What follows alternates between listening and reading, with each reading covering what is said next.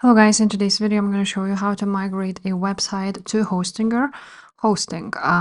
Now when you log into your Hostinger and you of course if you have a plan, then that's okay. You will find a Migrate website right here on your profile, or you can also go to homepage and you can find this Migrate website here. So you're just gonna click on it, and after that you will basically see this: add a website, migrate a website, and so on and so forth.